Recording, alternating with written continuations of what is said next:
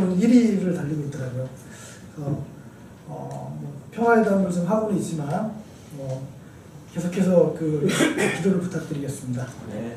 오늘 오후에는 주님의 만찬이 있고 예배 후에는 구령 및 전도지 배포 시간이 있겠습니다.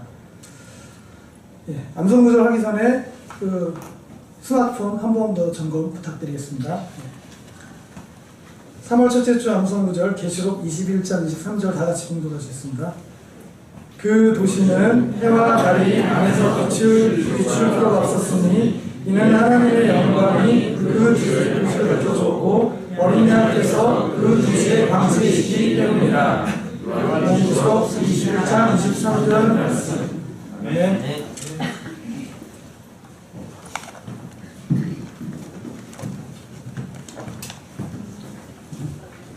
광고의 기도 제목 여러분들이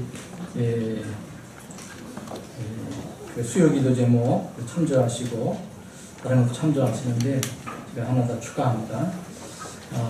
신라 선교사님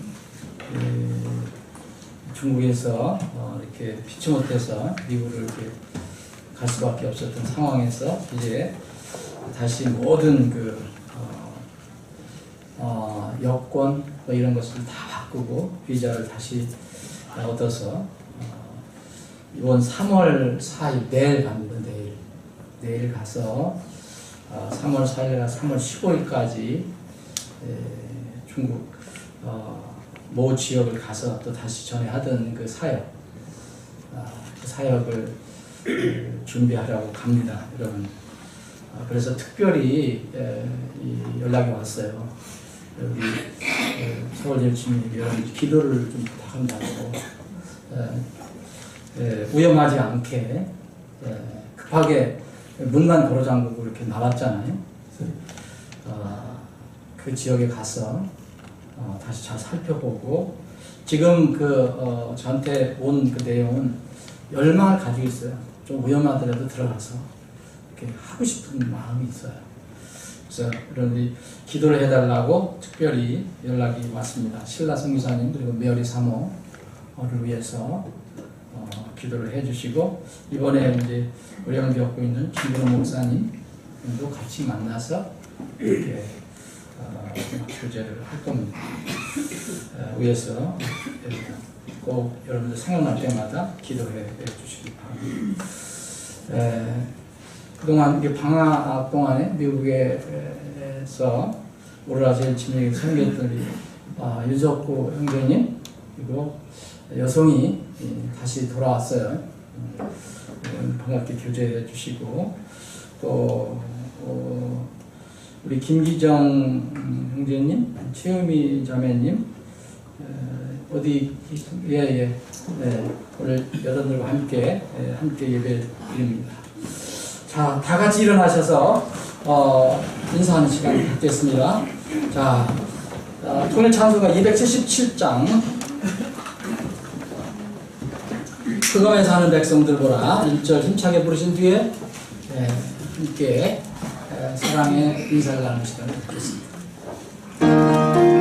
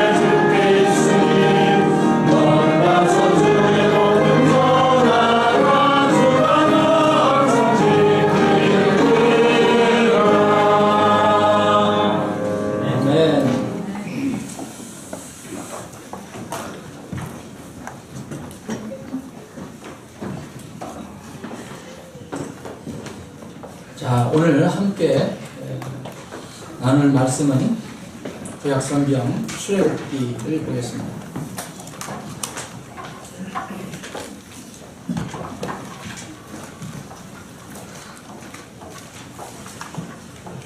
출애굽기 8장.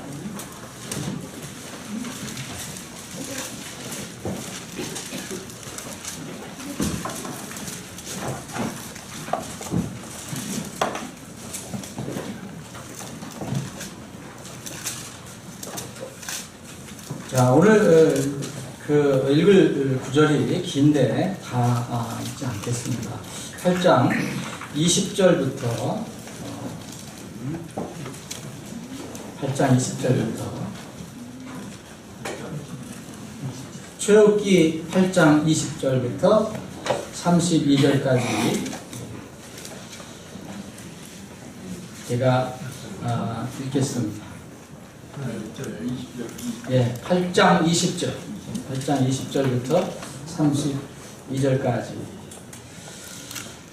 제가 읽겠습니다. 오늘 여러분들 눈으로 한번 따라 읽어보시면 되겠습니다. 주께서 모세에게 이르시되 아침에 일찍 일어나 파라오 앞에 서라. 보라, 그가 물로 나오나니 그에게 말하기를 주가 이같이 말하노라. 내 백성을 가게 하여 그들이 나를 섬기게 하라. 네가 만일 내 백성을 가게 하지 않으면 보라, 내가 너와 내 신하들과 내 백성과 내 집에 파리떼를 보내니 이집트 사람들의 집에 파리떼가 가득하며 그들이 거하는 땅에도 그리하리라.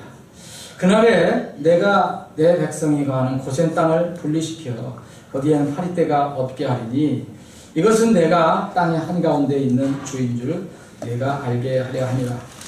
내가 내 백성과 내 백성 사이에 구별을 두리니 내일 이 표적이 있으리라 하고 하시고, 주께서 그와 같이 행하시니 그렇지만 파리떼가 파라오의 집과 그의 신하들의 집과 온 이집트 땅에 이르렀고 파리떼로 인하여 그 땅이 부패하게 되었더라. 파라오가 모세와 아론을 불러 이르되 너희는 가서 이 땅에서 너희 하나님께 희생물을 드리라 하매 모세가 이르되 그리함이 합당치 아니하니 우리가 이집트 사람들이 가증히 여기는 것을 주 우리 하나님께 희생물로 드리리이다. 보소서, 우리가 이집트 사람들의 눈앞에서 그들이 가증히 여기는 것을 희생물로 드리면 그들이 우리를 돌로 치지 아니하리까? 우리가 사흘길쯤 광야로 들어가 주 우리 하나님께 희생물을 드리되 그분께서 우리에게 명령하시는 대로 행하려 하나이다. 네. 28절. 파라오가 이르되 내가 너희를 가게 하리니 너희가 광야에서 주 너희 하나님께 희생물을 드리려니와 너무 멀리는 가지 말라. 나를 위하여 간구하라 하매 모세가 이르되 보소서, 내가 왕을 떠나 나가서 주께 간구하리니 내일 파리떼가 파라오와 파라오의 신하들과 파라오의 백성들에게 떠나려니와 파라오께서는 백성이 가서 주께 희생물을 드리지 못하게 함으로써 더 이상 속임수를 쓰지 마소서 하고 모세가 파라오를 떠나 밖으로 나가서 주께 간구하며 주께서 모세의 말대로 행하사 파리떼를 제거하여 파라오와 그의 신하들과 그의 백성에게서 떠나게 하시니 한 마리도 남지 않았더라. 파라오가 이때에도 자기 마음을 강팍하게 하여 백성을 가게 하지 아니하였더라. 아버지 하나님, 오늘도 저희들에게 믿음을 주셔서 하나님 집에 모이게 하시고 구원의 기쁨과 감격과 감사로 주님을 찬양하고 경배할 수 있게 해주셔서 감사합니다. 지금 주님께서 우리에게 또 이 시간에 필요한 말씀을 주셨음을 믿습니다. 하늘의 만나임을 저희들이 알고 마음에 무릎을 꿇고 이 말씀을 받게 주시옵소서. 오직 주님께서만 우리 가슴을 향해서 선포해 주시옵소서. 거룩하신 예수님의 이름으로 기도합니다. 아멘. 이제 날씨가 많이 푹해졌어요. 정말 이제 3, 4, 5월 하면은 봄인데 활동하기 좋은 계절이 왔습니다. 좋은 날씨를 주신 하나님께 감사드립니다. 여러분들도 또 한 주 동안 건강하게 지나시다가 또 건강한 모습으로 뵙게 돼서 반갑습니다. 오늘 이 본문 말씀 우리가 8장을 읽었는데 또 10장을 좀 잠시 읽어보겠습니다. 이 내용은 여러분 잘 아시겠지만 모세가 이스라엘 백성을 건져내기 위해서 이 이집트의 파라오와 어떤 대담을 하는 것입니다. 협상하는 내용입니다. 하나님께서는 10가지 재앙을 준비하셨어요.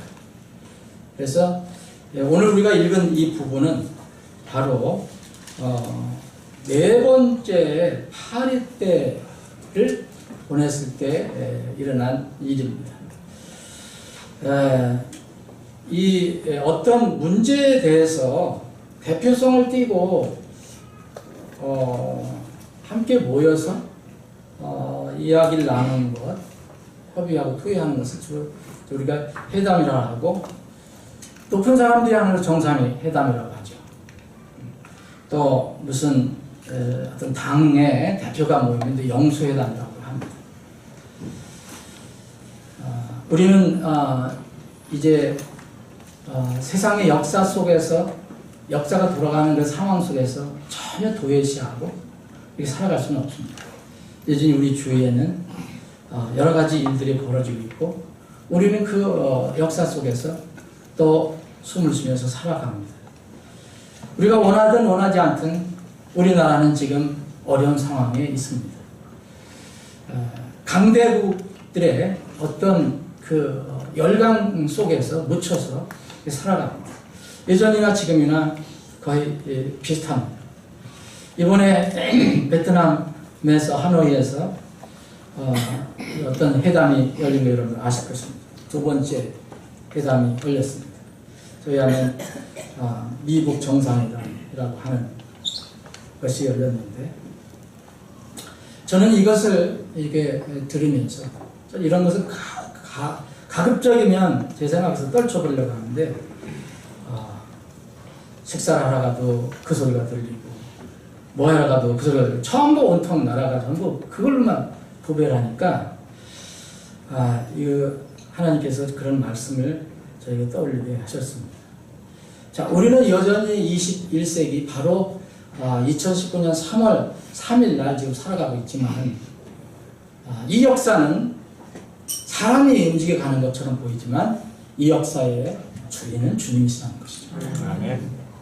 그래서 여러분들과 함께 하나님 말씀을 나누고 싶은 생각이 들었습니다. 이번 모임을 회담이라고도 하고 협상이라고도 하는데, 협상이라고 한다면은 입장이 다른 양자가 이제 혹은 여러 사람이 모여서 자기의 이익을 위해서, 관철하기 위해서 뭐를 서로 협의하는 것을 얘기하죠. 그래서 지금 미국과 중국이 무역 협상을 하고 있는데, 이것도 무역 협상이라고 하고, 많은 나라들이 함께 모여서 무역에 관해서 이렇게 협의를 맺은 협상하는 것들, 예를 들어 우루과이를 하는 협상이라고 합니다. 이런 것들을 다 협상이라고 하는데, 우리나라에서는 흔히 이제 그 노조와 사용자가 이렇게 부딪히는 임금 협상이 항상 있습니다. 아주 첨예하게 대립하고, 때로는 이제 어떤 갈등의 그런 일도 일어나고, 그런 것들이 바로 협상입니다. 근데 성경을 보면 이런 용어는 현대 용어가 아니더라도 이런 용어를 이런 용어가 의미하는 그 내용을 얼마든지 찾아볼 수 있습니다. 성경 속에 회담이 많습니다. 대담도 많고요. 협상도 있습니다. 오늘 몇 가지를 살펴보겠습니다. 성경에서 이런 것들을 보면 이제 하나님과 이 마귀가, 협상이라는 단어를 쓰기는 어렵지만 하여튼 서로 이렇게 협상 비슷하게 얘기하시는 것을 볼 수가 있습니다. 욥기 여러분들 1장 2장 읽어보면 하나님과 그 앞에, 왕자 앞에까지 나타난 그 사탄이 대화를 나누는 장면이 있습니다. 일종의 어떤 면을 보면 사탄이 뭘 요구하고 하나님께서 그것을 대응하시고 또 하나님께서 말씀하시고 사탄이 대응하고 이런 것을 볼 수가 있습니다. 그래서 하늘에서 일어나는 이런 것이 있다. 성경은 우리에게 밝혀주고 있습니다. 우리는 모릅니다. 우리는 눈으로 볼 수도 없습니다. 또 하나님과 실제 사람이, 인간이 이렇게 이런 어떤 대화를 나누고 뭐 어떤 협상, 사람이 어떻게 하나님과 협상할 수 있겠습니까? 뭐 그러나 하여튼 이런 이 형태의 모습이 있다는 것을 우리가 알 수가 있습니다. 아브라함이 하나님과 대화를 시작합니다. 그런데 창세기 12장에 나와 있는 하나님께서 아브라함을 이렇게 부르셔서 이 대화를 나누시는 사실은 협상해 볼 수도 없습니다. 그냥 명령하고 아브라함이 거기서 이의를 제기하지 않습니다. 이의를 제기해야지 협상이 되는데 그냥 따라갑니다. 그래서 하나님께서 정하신 곳으로 그냥 정처 없이 출발을 합니다. 그런데 이제 조금 지나서 아브라함이 가나안 땅에 들어가서 이제 살 때에 이 아브라함의 큰 어려움이 생겼습니다. 자기 조카 롯이 살고 있는 이 땅에는 참으로 악한 일이 많이 일어나. 소돔 고모라. 그래서 자기가 보기에도 참 사악한 땅인데 이게 위험한데 어느 날 주님께서 오십니다. 이 성경에는 이제 주의 천사라고 되어 있지만 사실 주님이십니다. 천사가 무슨 협상하시겠습니까? 이 주님이 성육신 전에 주님이 오셔서 이제 아브라함과 대화를 나누십니다. 근데 여기서 보시면 여러분들이 창세기 18장에 보면 아브라함의 목표는 그 소돔과 고모라가 멸망되지 않다는 거예요. 왜냐하면 자기 조카가 거기 살고 있기 때문에. 근데 하나님의 계획은 이미 정해졌습니다. 소돔과 고모라를 멸망시키십니다. 그런데 아브라함이 이 하나님의 천사, 곧 주님을 만나서 엎드려서 간절히 간구합니다. 일종의 협상이 시작됐습니다. 이 아브라함은 조카로서 생각해서 이 소돔과 고모라가 멸망하지 않도록 하려고. 왜 소돔과 고모라가 멸망되면 자기 조카도 죽어야 하니까. 그래서 그 주님께 얘기합니다. 어떤 이유면 협상이라는 용어를 쓸 수 없지만 그런 것입니다. 만약 주님 거기에 50명의 의인이 있으면 그래도 멸망시키실 것입니까? 하나님은 의인을 죄인과 함께 멸망시키지 않습니다. 계속해서 난 그렇게 멸망시키지 않는다. 의인 50명인데 왜 멸망시키냐? 그랬더니 아브라함이 계속합니다. 그럼 45명 어떻습니까? 40명 어떻습니까? 난 멸망시키지 않는다. 그럼 30명 어떻습니까? 급합니다. 이제 아브라함이 20명 어떻습니까? 나중에는 10명까지 내려갑니다. 총 6번의 협상을 합니다. 그런데 아브라함이 웬일인지 더 이상 협상을 하지 않습니다. 하나님의 뜻을 분명히 알았습니다. 하나님께서는 아브라함의 그 간절한 마음을 아시고 하나님의 계획을 이루시는 것을 동시에 이루시면서 그 조카 롯을 꺼집어냅니다. 이렇게 해서 하나님께서 그 소돔과 고모라를 완전히 심판합니다. 자, 오늘 말씀에 나온 모세는 이스라엘의 지도자로 선택을 받게 됩니다. 그러면 이 주일기 오늘 우리가 8장을 읽었는데 그 앞에 3장을 보시면 하나님께서 모세를 부르십니다. 근데 모세는 하나님께서 부르실 때 모세가 나갑니다. 모세하고 하나님 사이에 일종의 이렇게 주달리기가 있습니다. 이 시대 용어로 한다면 어떤 협상인지도 모르겠어요. 하나님의 목표는 이스라엘을 구원해내시는 겁니다. 이스라엘의 구원자로, 구조자로 모세를 세우는 겁니다. 근데 모세는 이 하나님의 뜻에 순종하지 못합니다. 계속해서 이제 나는 그렇게 할 만한 사람이 아닙니다. 나는 바로에게 가서 그런 말을 할 수 있는 그런 능력 있는 사람이 아닙니다.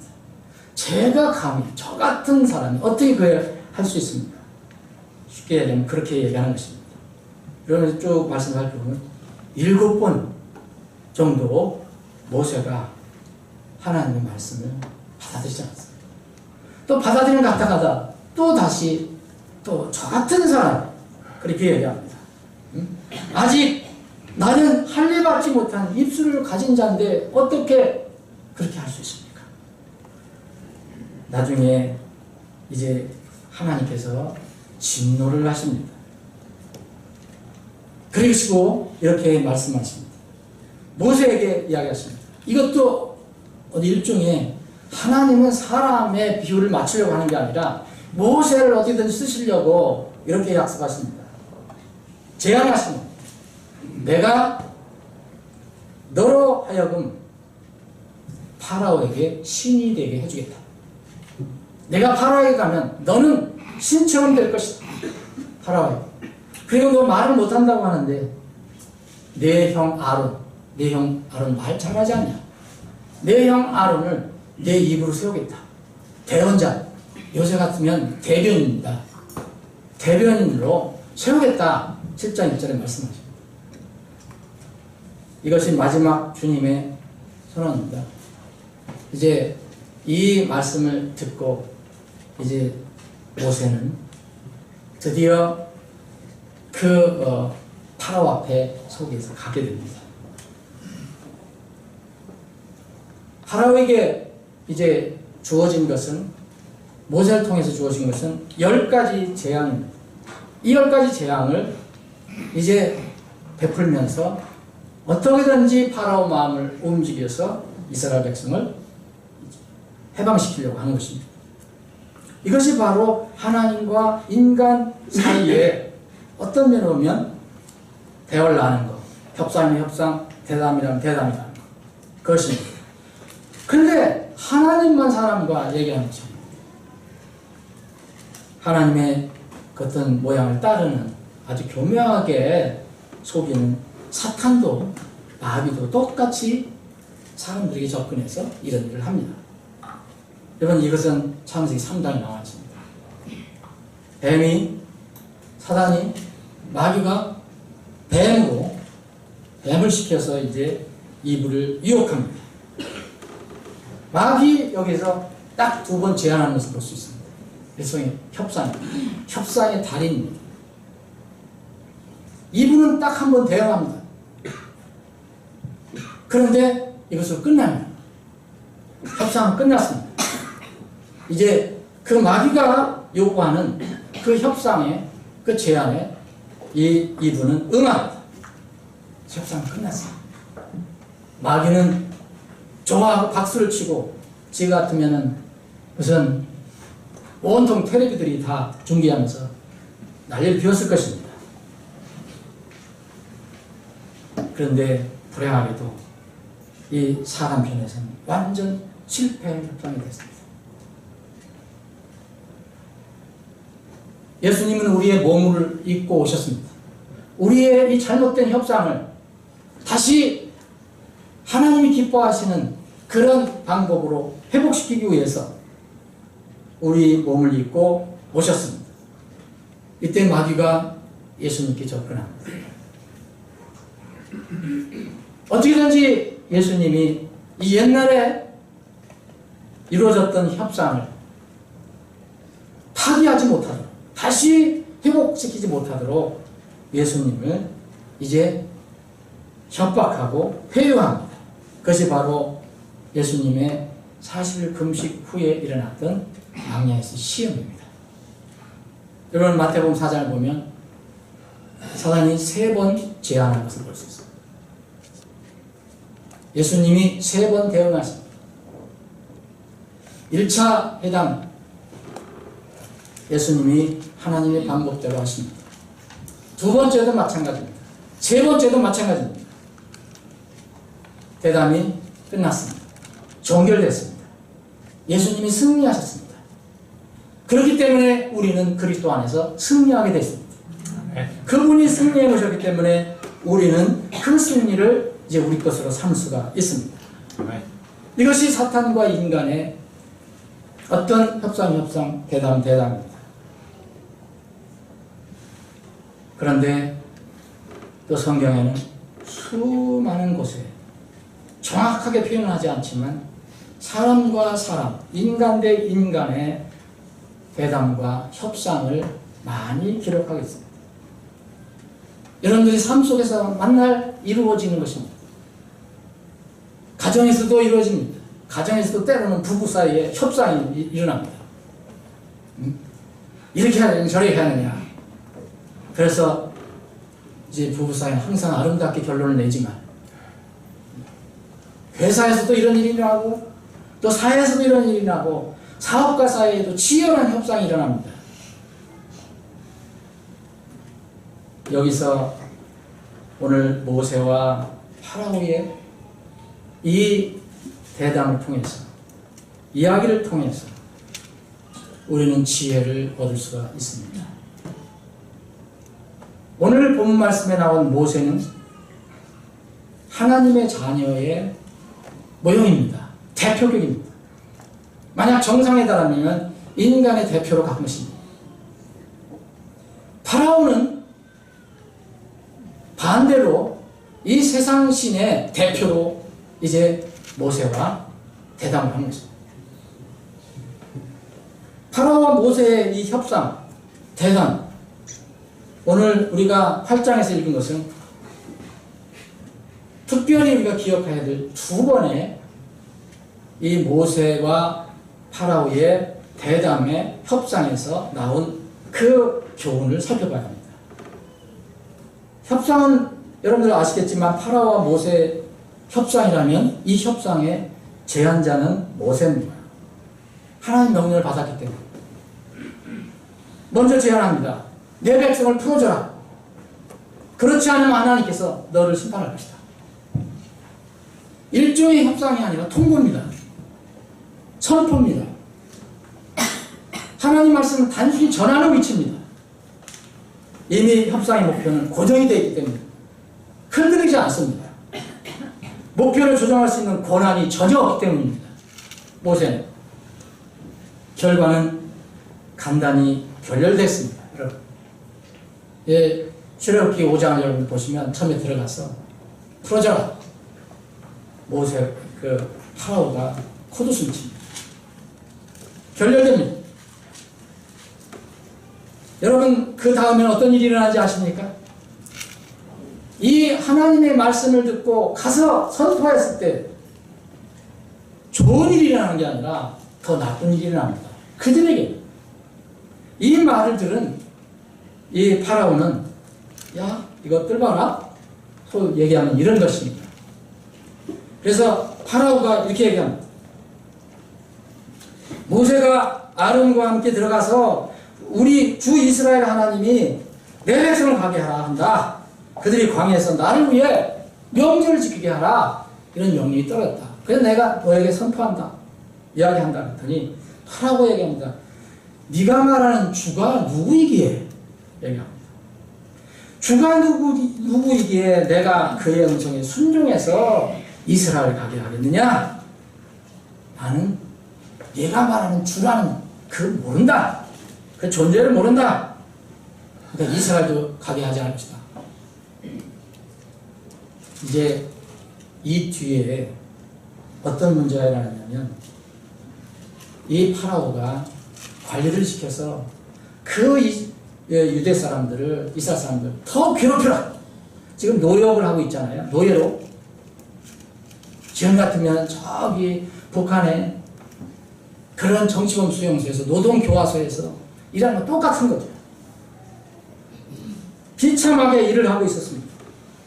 근데 이때 가서 이렇게 선포를 하니까 이 파라오가 그 관리들을 시켜 더 힘들게 하라. 이제는 전에는 집을 주어서 이 벽돌을 만들게 했는데 아주 집도 주지 마라. 그 너희들이 가서 다 구해서 만들어라. 책임량 만들어라. 엄청나게 힘들게 합니다. 왜냐하면 네가 너희들이 이렇게 와서 하는 게 게으르기 때문에 그런 것이다 라고 해서 어려운 문제가 생깁니다. 그러면 5장 뒷부를 보면 이스라 안에 내분이 생깁니다. 모세에 대해서 이제 반대하는 그런 내용이 막 나오기 시작합니다. 여러분, 우리가 하나님 말씀을 전한다고 해서 항상 순조로운 일이 일어나는 것이 아닙니다. 그러나 그 하나님 말씀은 거룩한 것이고 그것은 진리이고 그것은 언젠가는 이루어질 것입니다. 아멘. 상황에 따라서 그것이 변하는 것이 아닙니다. 이스라엘 진영에 내분이 많이 생깁니다. 5장, 6장에 보면. 그래서 백성들이 이 모세에게 대항을 합니다. 이럴 때 나오는 것이 있습니다. 타협이라는 것입니다. 이럴 때 흔히 생각하는 것이 그래, 조금 절충하는 것이 어떻겠어? 그래서 회담이나 협상을 할 때 항상 나오는 것이 타협이라는 단어입니다. 타협에 뭐 나쁜 의미도 있지만 좋은 의미도 있습니다. 자신의 주장만 고집하지 않고 상대방을 배려하는 것 타협입니다. 여러분, 가정에서는 반드시 타협하십시오. 여러분, 남편과 아내 사이에는 그게 무슨 진리도 아니라면 고집 피우면 어려운 문제 생깁니다. 그때는 상대방을 배려해서 빨리 타협하는 게 좋습니다. 그런 타협은 좋지만, 자, 하나님께서 주신 어떤 옳은 원칙과 신념이 있다면 그것은 끝까지 우리를 버리지 않아야 합니다. 적당히 안주해서 나가려고 하는 것이 바로 타협입니다. 이럴 때 이제 파라오는 협상의 명수이기 때문에 첫 협상을 제시합니다. 성경 읽어보시면 10가지 제안 중에서 여기서 오늘 읽은 것 내용 중에서 2가지 협상안이 나옵니다. 일종의 타협안. 자, 4번째 파리 때를 보내기로 했다. 하나님께서 보내실 것이다. 여러분, 파리 때 그냥 우리 한국에 있는 파리 때 생각하면 안 됩니다. 휘 쫓아내면 그만. 그 파리 때가 아닙니다. 더럽긴 더럽지만 그 이집트에 있는 파리 때는 뭘 앉으면 피를 빨아먹는 파리 때라고 합니다. 그래서 썩게 하요. 그래서 이 파리 때가 온통 이 이집트를 덮었습니다. 보통 문제가 아닙니다. 그럼 파리 때 그냥 쫓아내면 되지 했는데 여기 파라오가 손을 든 이유가, 그래서 이제 파라오가 모세 불러갖고 얘기합니다. 자, 오늘 본문 말씀해 보면 내가 너희를 가게 하겠다. 그런데 협상안이 있다. 너희가 광야에서 주 하나님께 희생을 드리라. 근데 너무 멀리는 가지 말라. 너무 멀리는 가지 말라. 라고 얘기합니다. 자, 이런 협상이 첫 번째 협상이 아닙니다. 이 협상이 나오게 된 배경이 있습니다. 첫 번째 협상이 있습니다. 여러분, 25절에 보면 이렇게 파라오가 얘기합니다. 너희는 가서 이 땅에서 너희 하나님께 희생물을 드리라. 여기서 파라오가 협상안으로 제시한 것은 바로 이 땅에서라는 것은 어디를 얘기합니까? 이집트입니다. 근데 하나님께서는 이미 뭐라 하냐면 이스라엘 백성은 이집트를 완전히 떠나서 내가 지정하는 곳에서 하나님을 예배해야 합니다. 근데 이 파라오는 교묘하게 자, 가서 너희가 하나님께 희생을 드려도 좋다. 소위 이 시대 용어로 하면 예배를 드려도 좋다. 그런데 이 땅에서 해라. 이렇게 첫 번째 타협안이 협상안이 들어왔습니다. 여러분 어떻게 하겠습니까? 이런 협상안이 들어올 때 보기에는 여러분 뭐 예배도 드리라고 하는데 큰 문제가 없지 않냐? 모세는 어떻게 대응합니까? 그것이 합당한 일이 아니다. 모세의 목표는 분명합니다. 모세의 목표는 모세의 목표가 아니라 하나님의 목표입니다. 정해준 겁니다. 모세는 하나님의 심부름꾼이에요. 우리가 이집트 사람들이 가증히 여기는 것을 주 하나님께서 희생물을 드리는데 이집트 사람들은 뭐가 문제가 있었습니까? 여러분 이스라엘 사람들은 염소, 소, 양들을 하나님께 희생을 드립니다. 근데 이집트 사람들은 이것을 신으로 섬깁니다. 근데 그 이집트 땅에서 이스라엘 사람들이 그들이 말하는 그들이 믿는 신이라고 하는 소를 잡거나 양을 잡아서 하나님께 번제물을 드리면 보통 문제가 아니잖아요. 그래서 그들이 우리를 돌로 쳐 죽일 것이다. 우리는 그렇게 할 수 없다.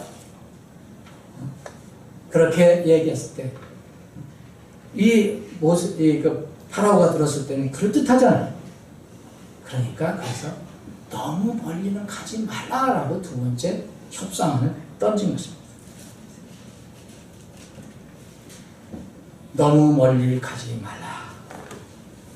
여러분 그 파라오가 제안한 이 협상은 너무 멀다는 것을 여러분들 어떻게 정의를 내실 겁니까?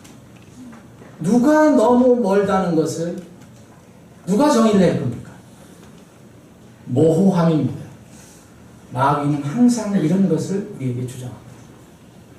결정적일 때는 자기가 그렇게 이건 너무 먼 거야 라고 얘기합니다.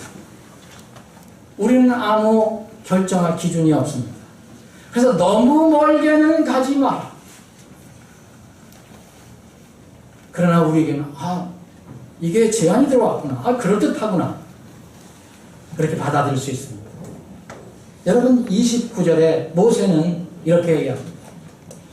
일단 파리떼를 그러면 보내겠습니다. 그런데 당신은 우리를 속이지 마라 라고 얘기합니다. 여기 29장 뒷부분에 보면 더 이상 속임수를 쓰지 말라. 저는 북한하고 협상하는 때 이 출애굽기에 있는 말씀이 왜 떠올랐는지. 하나님 말씀은 정말 진리입니다. 사람은 사람의 마음을 정확히 모릅니다. 하나님은 아십니다. 모세는 하나님의 권능을 가지고 거기를 갔습니다. 파라오의 마음을 압니다. 그래서 속임수를 쓰지 말라고 이야기합니다. 파라오와 그의 땅 이집트와 하나님께서 지정하신 가나안 땅은 멉니다. 그런데 너무 멀리 가지 마라. 이 두 가지는 결코 하나님이 정하신 것과 마귀가 이야기하는 것은 항상 정비례가 아니라 반비례입니다. 점점 더 멀어져야 좋습니다. 야고보서 4장 8절에 보면 하나님께 가까이 나아가라. 그리하면 그분께서 너희를 가까이 오시리라. 하나님께 가까이 가지 않으면 마귀에게 가까이 가는 것입니다. 하나님께 가까이 가지 않고서 마귀에게서 멀리 갈 수가 없습니다. 마귀에게 가까이 가면서 또 하나님께 가까이 갈 수 없습니다. 아멘. 이것은 반드시 반비례의 원리가 들어가 있기 때문이었습니다. 성령님과 육신의 관계도 똑같다고 바울 사도는 갈라디아 교회에 알려줬습니다. 갈라디아서 5장 16절 17절에 보면 이 성령과 이 성령, 우리 육신은 항상 부딪힙니다. 이게 각지 갈 수가 없는 것입니다. 멀어져야 합니다. 그래서 주님께서는 이미 우리에게 제자들에게 이런 말씀을 해주셨습니다. 아무도 두 주인을 섬길 수 없나? 두 주인 섬길 수 있습니까? 이스라엘이 이집 땅에서 파라오, 이집 땅에 있는 한 파라오는 머리입니다. 그런데 하나님을 섬길 수 있습니까? 불가능합니다. 그래서 하나님 이야기합니다. 너희가 하나님과 만몬을, 곧 세상신을, 세상의 재물신 함께 섬길 수 없는. 아멘. 여러분, 바울사도가 고린도후서 6장에 이 원리를 잊어버리고 항상 교회에 어려운 문제를 일으켰던 고린도 교회 성도들에게 이야기합니다. 분리입니다. 영적 분리에 대해서 이야기하고 있습니다. 어찌 믿는 자가, 어찌 너희들이 믿지 않는 자와 공평하지 않게 멍에를 매려고 하느냐? 어찌 믿는 자가 믿지 않는 자와 공평하지 않은 멍에를 매려고 하느냐? 여러분, 믿는 자와 믿지 않는 자가 함께 무엇을 한다는 것은 이미 불공평한 거래입니다. 그건 불공평한 거래라고 이미 주님께서 말씀하십니다. 그러시면서 주님께서 의와 불의가 어떻게 사귈 수 있냐? 의와 불의가 사귈 수 있습니까?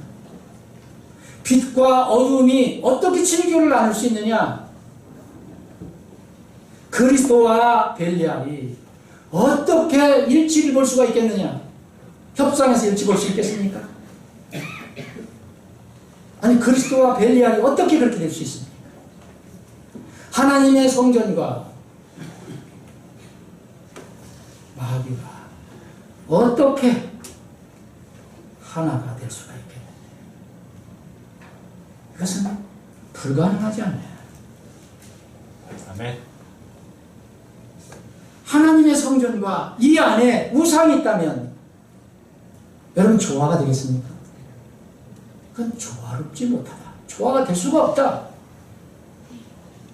또 이렇게 이야기합니다. 믿는 자와 믿지 않는 자가 어떻게 함께해서 무슨 몫을 나누려고 하느냐?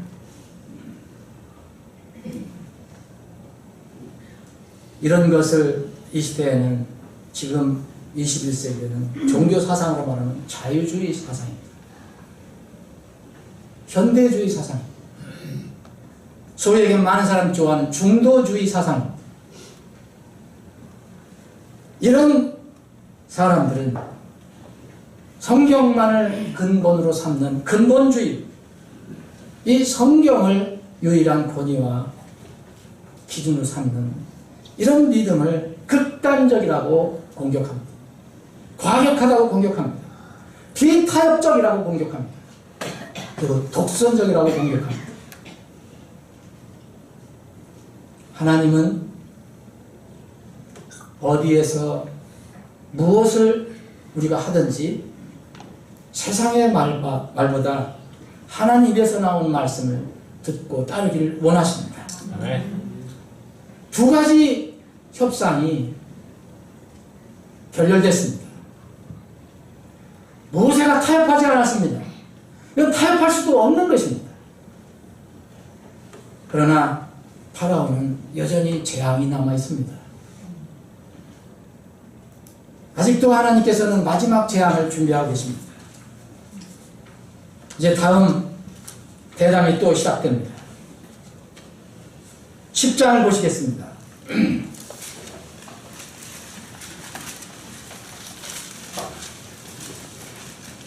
이제 8번째 재앙을 선고합니다. 10장 4절입니다. 만일 네가 그리하지 아니하고 내 백성이 가는 것을 거부하면 보라, 내가 내일 내 지경안으로 메뚜기들을 가져오리니. 이 메뚜기는 여러분들이 아시는 것처럼 이 이집트 사람들이 메뚜기 머리를 가지고 있는 신이 있었습니다. 세라피스. 그러니까 메뚜기를 동원하겠대요. 근데 그 신이 너희들을 완전히 갉아먹겠다. 너희들 먹을 것을 다. 너희들에게 식량을 공급해주는 그런 좋은 신이 아니라 이 신이 어떤가 보여줍니다. 메뚜기를 다 동원하겠습니다. 이거 다 압니다. 이게 메뚜기가 완전히 이제 오게 되면 완전히 다 갉아먹는다. 이 세 번째 협상이 이제 파라오는 세 번째 협상을 시작합니다. 여덟 번째 재앙이 떨어졌을 때 이 재앙 예고가 됐으니까 파라오의 신하들이 왕에게 이제 몸이 달아서 간청을 합니다. 신하들입니다. 지금 같은 보좌관들, 보좌관들이 얘기하는 겁니다. 이 사람들이 여기 7절에 파라오의 신하들이 어느 때까지 이 사람들이 우리가 올무가 돼야 합니까? 그 사람들 이제 보내십시오. 그 가서 그래도 원하는 하나님 섬기하라고 이야기합니다. 그래서 파라오가 신하들, 보좌관들의 마음을 이제 그 권유를 듣고 아마 조금 마음이 바뀌었는가 봅니다. 그래서 협상을 시작합니다. 가긴 가는데 그럼 누가 가는 거냐? 여기 8절에 보면 그런데 갈 자들이 누구냐? 그러니까 이제 모세가 얘기하는 거야. 우리는 우리의 이스라엘 명절을 지켜야 하기 때문에 우리는 몽땅 가야 합니다. 젊은이든 늙은이든 아들, 딸이든 양떼든 소떼든 우리가 그냥 몽땅 가야 합니다. 파라오가 얘기합니다. 10절에 보면 이 파라오는 아주 어린 것들을 또 생각하는 것처럼 생각합니다. 어린 것들을 보낼 때 주가 너희와 함께 할지니라. 자, 10절에 보면 파라오가 그들에게 이르되 내가 너희와 너희의 어린 것들을 보낼 때 주가 너희와 함께 할지니라. 그 일을 조심하라. 너희 앞에 악이 있느니라. 너희가 그렇게 한다면 조심해라. 그건 악이 잡냐. 아이들을 어떻게 들고 가려고 하냐. 그러면서 11절에 보면 그리할 수 없나니 이제 너희 남자들만 가서 주를 섬기라. 그러면서 너희가 구하는 바가 그것이니라. 아주 일방적으로 정합니다. 네가 원하는 것이 그것이 아니냐. 거기서 또 쫓겨나게 됩니다. 세 번째 협상하는 타협하는 너희 남자들만 가라. 이것은 뭡니까? 지금 시대로 말할 것 같으면 협상할 때 주로 옛날 시대에 왕국 시대에는 이런 일이 많이 있었습니다. 여자와 자녀를 볼목, 인질로 잡아두는 그런 협상. 이런 강대국가, 좀 약소국가에 협상할 때 많이 일어나는 것입니다. 이게 옛날부터 사단이 가지고 있었던 전략입니다. 우리 하나님 백성들에게도 이런 협상을 합니다. 이 시대에 많은 사람들이 이것을 씁니다. 특별히 북한의 김정은은 이 전략을 씁니다. 해외 외교원을 보낼 때 반드시 이제는 탈출하지 못하도록 자녀들을 평양에 묶어둔답니다. 이 파라오는 이야기도 하지 않고 자기가 일방적으로 얘기합니다. 협상할 것도 없습니다. 너 악한 것이다. 예? 그러니까 너희가 구하는 것이 그거지 않느냐. 그걸로 끝내버립니다. 네 번째 협상이 또 있습니다. 여러분 21절에 보면 이제 마지막 죽음의 재앙 전에 바로 전재앙입니다. 이 세상을 깜깜하게 하는 흑암의 재앙, 어둠의 재앙입니다. 주께서 모세에게 이르시되 하늘을 향하여 내 손을 내밀어 이집 땅 위에 어둠이 있게 하되 감촉으로 느낄 수 없는 어둠이 있게 하라 하시니 모세가 하늘을 향하여 자기 손을 내밀매 캄캄한 어둠이 사흘 동안 온 이집 땅에 있습니다. 그들이 사흘 동안 서로를 보지 못하며 아무도 자기 처소에서 일어나지 못하되 온 이스라엘 자손이 거하는 곳에는 빛이 있었더라.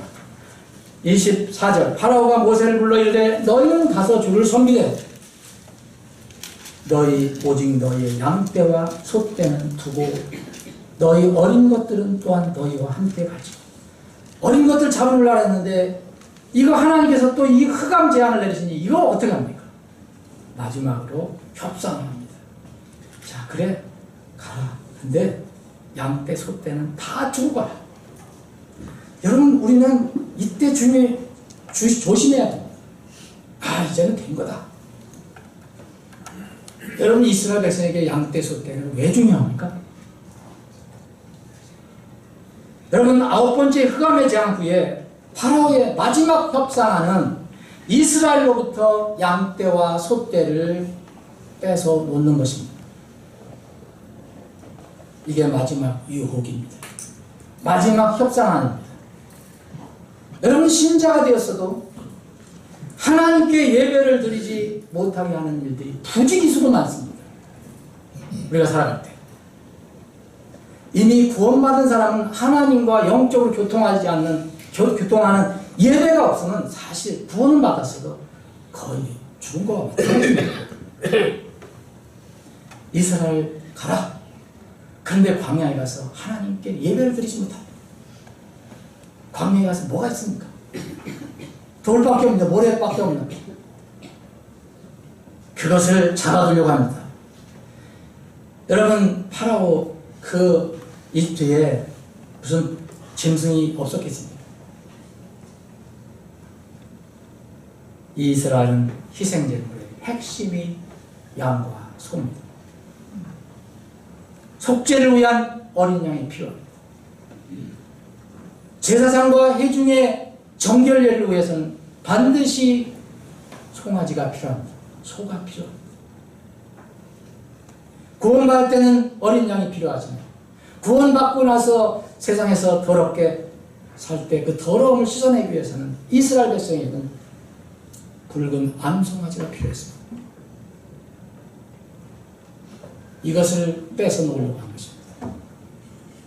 만약 양과 소가 없이 떠난다면 이스라엘은 껍데기로 떠나는 것입니다. 이 시대에 어린 양이 없고 사람의 죄를 대신한 어린 양이 없고 또 우리 구원받은 사람의 그 더러움을 씻어주시는 붉은 암송아지 예수님의 희생 그 속죄가 없다면 그 기독교는 죽은 기독교입니다. 혹시 구원을 받았어도 그 사람은 죽은 예배에 있는 것입니다. 사랑하는 여러분, 4가지 타협안을 주의 깊게 묵상해 보시기 바랍니다. 이것은 우리에게 모두 적용될 수 있는 것입니다. 말씀을 정리하겠습니다. 나라 민족 안보를 위해서 그 미래를 위해서 기도해야 합니다. 여러분 수요일 몇몇 분만 적은 무리들만 나와서 기도합니다. 못 나오신 분들은 정말 나라 민족을 위해서 기도해야 합니다. 아브라함과 다니엘, 에레미야와 같은 그런 대언자들은 하나님을 존경합니다. 역사의 주인이신 하나님께 중보 기도하는 의인들이 되었습니다. 하나님 자체를 부정하고 대신 현대판 느부갓네살 금신상을 온 곳에 다 세워놓고 그 인간 신에게 절을 하라고 강요하는 그런 지역, 이런 전체주의 국가, 자기의 권력을 위해서는 자기 혈족인 형과 고모든 누구든 잔인하게 죽일 수 있는 사람, 건성으로 박수 쳤다고 죽이고 졸았다고 죽이고 마음에 안 든다고 죽이고 자기 말에 조금 이의를 제기했다고 죽이고, 이런 야수 같은 사람, 인간의 양심과 자유를 완전히 철저히 말살하는 사람, 그 사람과 무슨 협상을 합니까? 여러분, 그것은 불가능하다고 제가 여러 번 말씀드렸습니다. 그것은 마귀와 앉아서 마귀 너 내 목표를 내려놔라 하는 거하고 똑같습니다. 여러분, 공포정치와 핵만 가지고, 이걸 두 가지, 공포정치, 사람을 쉽게 죽이고 가두고 하는 이 공포정치하고 또 세상 사람들이 무서워하는 핵을 개발해서 그것을 권력을 유지하는 유일한 수단으로 삼는 이 김정은 입장에서 어떻게 그것을 포기하란 말입니까? 어떻게 우리가 원하는 평화를 할 수 있겠습니까? 어떻게 남북한이 자유롭게 오갈 수 있게 할 수 있겠습니까? 여러분, 그것은 불가능한 이야기입니다. 그러면 자신이 그렇게 추구하는 공산 독재 체제, 유일한 그 3대 세습 체제가 안전하겠습니까? 그들이 그 많은 감옥, 노동교화소, 정치범 수용소를 정말 폐쇄할 수 있습니까? 여러분 믿음의 지금 기독교인들, 이국 기독교인들이 얼마나 고통받는지 아십니까? 저는 종종 거기서 오는 편지가 다른 사람 통해서 제가 읽을 수 있습니다. 그런 사람들을 풀어줄 수 있겠습니까? 여러분, 결국 개방되면 자유를 맛본 사람들을 막을 수가 없습니다. 여러분은 자유를 지금 너무 소중한지 모르고 사는 것입니다.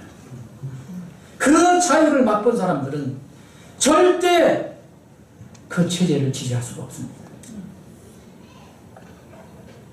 자신의 모든 기득권을 내려놓고 핵을 포기하고 개방하면 사실 우리가 이야기하는 평화가 올 수가 있습니다. 그런데 불가능하지 않습니까? 딱 한 가지 가능한 조건이 있습니다.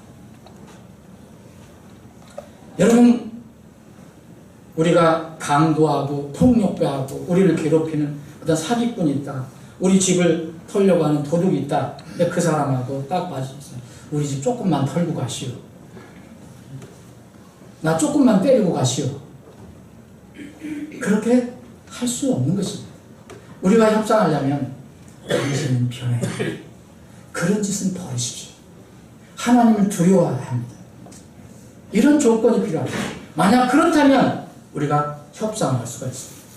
우리가 협상을 할 수 있는 유일한 조건이 있다면 그것은 회개와 거듭남입니다. 아멘. 김정은도 회개하고 거듭나면 우리가 협상할 수 있습니다. 아멘. 사실 그 협상은 어렵지 않습니다. 회개하고 거듭났다면 사람이 그렇게 다룰 수도 없을 것이고 자기 살해 사욕을 위해서 그렇게 할 수도 없을 것입니다. 그러면 용서가 따라오고 협상을 할 수 있을 것입니다. 그 전에 협상하는 것은 파라오의 협상을 받아들이는 것과 똑같은 것입니다. 어리석고 위험한 것입니다. 다른 나라는 미국은 그렇다 하더라도 우리나라는 우리가 주인입니다. 우리가 어떻게 그렇게 협상할 수 있습니까? 그래서 나라와 민족 안보를 위해서 기도해야 됩니다. 미래를 위해서 기도해야 됩니다. 우리나라가 마지막 때 마지막 그리스도의 왕국이 세워지기 전에 쓰임받는 나라와 민족이 되어야 합니다. 아멘. 또 여러분 오늘 말씀을 듣고 절대로 여러분들이 이 세상 살아갈 때 마귀의 협상 전략이 있다는 것을 잊지 마시고 그 협상 전략을 알고 대비해야 합니다. 세상 육신 모든 것을 이용해서 우리를 집요하게 공격하고 유혹하고 회유하고 협박하는 것이 바로 마귀의 협상 전략입니다. 그러나 거듭난 성도들에게는 타협안이라는 있을 수 없습니다. 아멘. 제시할 수 있는 유일한 안은 오직 하나님 말씀과 계획입니다. 우리가 협상 테이블에 앉는다 하더라도 우리는 거기서 모세처럼 하나님 말씀 그것밖에 없습니다. 내 생각을 더하지도 말아야 되고 빼지도 말아야 합니다. 우리가 만약 타협을 시작한다면 마귀의 제안에 조금씩 움직이기 시작한다면 파라오의 제안에 조금씩 움직이기 시작한다면 우리는 어느새 마귀의 협상 테이블에 앉아서 그 마귀와 대화를 나누는 우리를 바라보게 될 것입니다. 사랑하는 여러분, 지금은 정신 차릴 시대입니다. 그래서 정신을 차리라고 했어요. 깨어있으라고 했어요. 너희 대적 마귀가 울부짖는 사자처럼 두루다니며 산불자를 장난히 너희는 믿음에 굳게 서서 그를 대적하라. 믿음 곧 하나님 말씀에는 아무것도 우리가 내놓을 것이 없습니다. 여러분들 부디 나라 위해서 기도해 주시고 또 여러분들 개인적으로도 마귀의 협상 전략을 알고 지혜롭게 대비하시는 여러분들 되기를 바랍니다. 아멘. 아버지 하나님,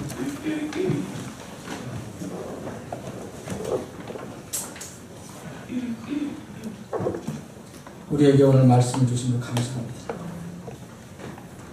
주님, 우리가 속해 있는 이 나라의 민족의 앞날을 주님의 손에 맡기오니 주님, 이 나라의 민족의 앞길을 인도해 주시옵소서.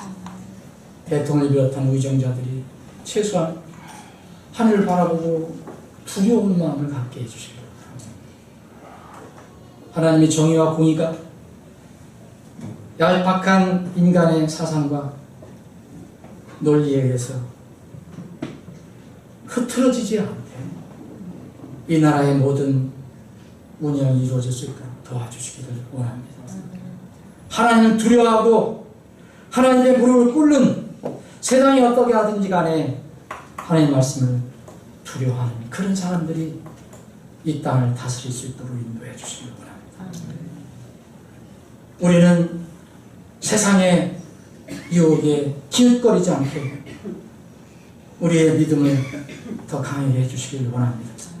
오직 하나님의 말씀만 붙들고 어떠한 마귀의 협상 안 해도 타협 안 해도 귀를 기울이지 않고 오직 말씀만 붙들고 담대하게 나아갈 수 있는 저희들이 되게 해 주시옵소서. 거룩하신 예수님의 이름으로 기도합니다. 아멘.